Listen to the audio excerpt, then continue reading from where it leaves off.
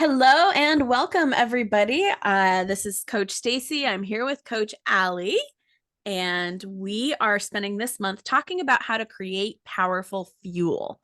Now, I think the conversation about fueling gymnasts in terms of nutrition is so important, but that is not the one we're having. We are talking about fueling from your emotions. So, Allie, can you lead us off with why emotions are what fuel you? Okay, so in emotion, the only thing it is a release of endorphins and hormones and energy coming from your brain to the rest of your body. Okay, so what happens is you have a thought and it releases all of that to your body. And we tend to assign different emotions as giving you energy towards your goals or taking away energy. Okay, so that's what we consider positive and negative emotions. I put that in quotes because we don't necessarily always like to say positive and negative emotions because emotions are emotions. You're supposed to have all emotions and you need to have them all. So a lot of girls are coming to us in gymnasts. We get this a lot of like, I'm feeling like angry or fearful or anxious or whatever it is. And I don't want that. I want to feel confident and positive and excited and all these positive ones, right? But you cannot have all of those positive emotions without also experiencing the negative ones, right? It's kind of on this sliding scale where um they get to this point where because they don't want to feel the negative ones, they've been really, really good at numbing them. So they numb all of these negative emotions. And then they also have these positive ones that are numbed as well. So we see a lot of robot looking athletes, not just gymnasts. This is a lot of sports in general. Yeah. And so we just like to introduce emotions in this way of it's really just this release of energy. There's positive and negative are really just giving you energy or taking away energy. You're supposed to have all of these emotions. They're Yeah. all okay, but we just don't know what to do with them. Yeah.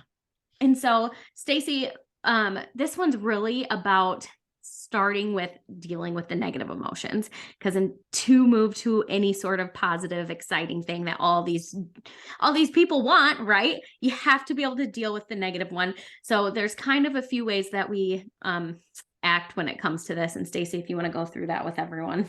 Yeah. So when we have negative emotions, there's usually three things that we do. The first one is we react to the emotion. That's how it's designed. Our brain has a thought and our brain has a sentence, and that sentence sends chemical reactions down to our body in order to get our body ready to take action on whatever the thought is. This is easiest to see in like flight or fight. So um, your brain's like, you're in danger. This tiger is chasing you. And I'm going to tell you a little more about, well, actually, we'll do a lion. But, anyways, your brain is in danger. And so it sends down, it makes your heart start beating really fast. It makes oxygen, your lungs start getting more oxygen. So it can pump all that down to your legs to make your legs be able to run as fast as possible. So the things in your brain are coming down, creating feelings in your body in order to take action. And so you react to them. A lot of times we don't want to react to those emotions because we don't want the outcome of what happens when we take action. We react to those emotions. So if we're afraid and then we balk, we don't want to be afraid, so we try not to be. If we are angry, we yell, and we don't want to yell, so we like push that down. So then that comes to the second way that most people deal with emotions, and that is to resist them. So I always love to describe it as holding a beach ball in water. You're standing in water holding a beach ball, and you just push the ball underwater, and you push it down, and you push it down, and you push it down. It's not hard to do. Resisting an emotion isn't hard. It just doesn't last because eventually you run out of willpower, or your brain gets focused on something else, and boop, it pops back up super intensely.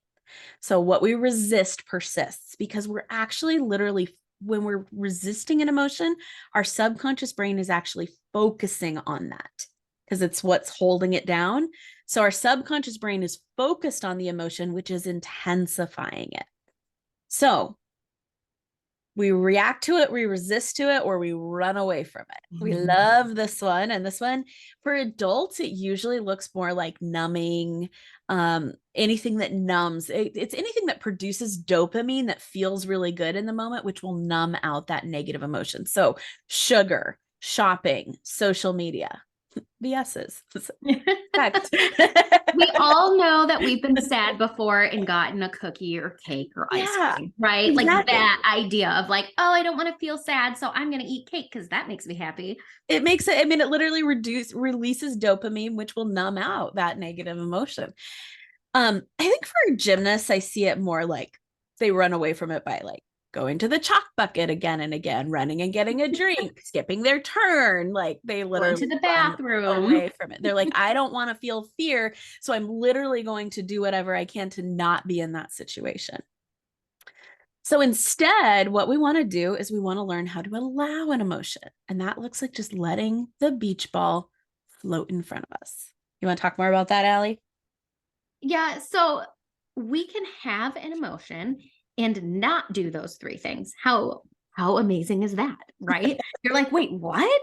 That's how I felt. I was like, I don't have to cry. No way. And here's the deal. Sometimes you want to, and that's okay too. Like if you're sad and you want to cry, good cry feels good. Moving on. We're not saying that you can't do those things. That there are just times when you experience an emotion and you don't necessarily want to react, resist, avoid all those things. You just want to allow it to be there. And so when you allow an emotion to be there, we kind of talked already about how it's like this chemical hormonal release. And so it's sending signals to your body. And if you think about emojis, okay, emojis kind of express what a feeling is like. And a lot of times it kind of relates to how you feel it in your body. So when you're embarrassed, your cheeks get all red and there's a little cheek red emoji, right? And that's your face sometimes feels hot, right? And you're feeling it up there. And that's how somebody has that emotion. And so when you allow it to be there, you just take a moment and you're in that feeling and noticing what's happening to your body. Oh, my cheeks feel hot right now. I'm feeling embarrassed because, and you can move on from there. So we continue to talk about what does this emotion feel like in my body and where do I feel it? When I feel stressed, I get super tight up in my shoulders and I get real hot, like real hot. It's how I experience that emoji. Stacie, do you have an emoji example for you? Well, I don't think the emoji does a good job of this, but fear, fear is wide-eyed. But fear usually actually we feel it mostly in our stomach or our chest. And the intensity of if it's super intense, you feel it in your chest. If it's less intense, you feel it in your stomach. But it tends to just feel like a tightening, like a tight, heavy, or sometimes it's moving really fast. If it's a little less intense in your stomach, it's a little more like nervous, but most kids think of it as fear still. Yeah, that's fear. Frustration feels like a heaviness in my chest. But then it like feels like this hotness is going up my neck into my ears. Yeah. So not super fun, right? Like you're not like, you know what? I can't wait to feel this way today so I can have this heaviness in my chest. Like that's not really our goal. But when we talk about this, if the emotion was only that, if you showed up and the only thing that happened when you felt embarrassed was your cheeks got a little hot and you had some pressure in your chest or whatever it might be, then is the emotion that bad? Like, is the experience of emotion really that dramatic or that big of a deal? And everyone kind of giggles and says, well, no. Yeah. And they're like, but that's not all it is.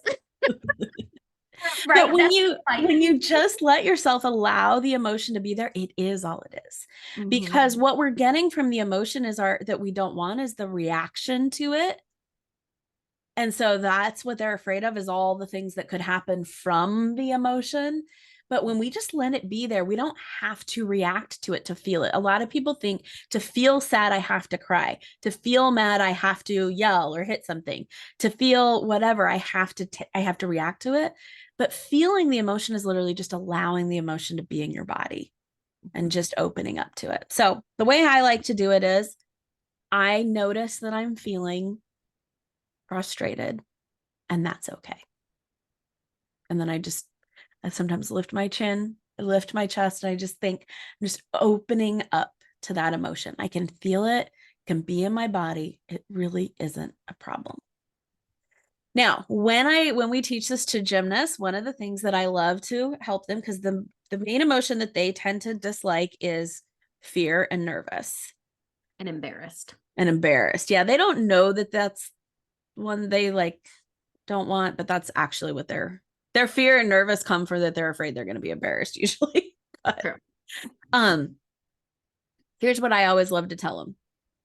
I help them figure out what fear feels like in their body, and it's usually a tightening in their stomach, sometimes a burning, tingling sensation. I'm like, oh, when else do you have a tightening in your stomach? Burning, tingling sensation, Allie. When do you have that? That's not When fear. that's not fear. Mhm. Um, Like that's not an emotion. that's it's like, where are we going with this? A burning, tingling feeling when In it's your not an stomach. emotion. When I'm not feeling good? When you're doing conditioning. Oh, yeah, that does happen. And see, they all do that too. They're like, oh, yeah, of course. I'm like, every single day, you experience this unpleasant, tight, burning sensation in your stomach when you do ab conditioning every day. You never make it a problem. I mean, yeah, some kids complain and stuff, but you do it. You hold it, you breathe through it. In fact, you think it's a good thing because you know that means you're getting stronger. You don't think it's a problem. And you can totally handle feeling that unpleasant, burning, tight sensation in your stomach when you're doing ab conditioning. You can totally handle that unpleasant, burning, tingling sensation in your stomach when you're feeling fear. You just let it be there. You can do your gymnastics with that unpleasant feeling, just like you do your conditioning with that unpleasant feeling. It's not a problem for it to be there. You're just going to open it up. You're going to allow it to be there. You don't have to do anything with it. It's not a problem to be there. And when you allow it, it actually is way less intense. It's the floating beach ball instead of the exploding beach ball. And you can totally take yourself and keep going. Anything Yeah. else to add? Honestly, just allowing yourself to continue to identify different emotions. Like, really, the main goal here is not to change the emotion to do anything. It's just like, what emotion am I feeling and where am I feeling it? And the more that you can do that, the easier it is in the future to make those changes. So I don't want you to spend any time doing anything extra. Just be really open about what emotions you're feeling. And the more open that you are about your emotions too, the more open that the girls are going to be about theirs, and the more helpful that you can actually be. Yeah. So we like to give you a little like, what can you actually do in the gym with this? So one of the things that you can do is just begin to talk about emotions in a way that's like, it's okay to feel our negative emotions. They're totally normal. They don't mean anything's going wrong. They're just our brains telling our body to take action, and that there's nothing wrong. And just be more open about like, it's okay if you're feeling this. You don't have to react to it. You can just open up and feel it. The beach ball analogy is super easy for them to get and understand. Don't resist it, just let it float. And then the last thing that's super helpful is just begin to ask them, okay, when you did that skill, like what do you think you were feeling right before you went? And we love to have a feelings list out because it's really hard for them to identify. But were you feeling nervous? Were you feeling hesitant? We have them look at the feelings list and then they'll pick it out. So just becoming aware of their emotions and able to communicate about them and making it normal to have them and talk about them is your first step. Next week, we're going to go into the next step. So we'll see you there. Bye. Bye.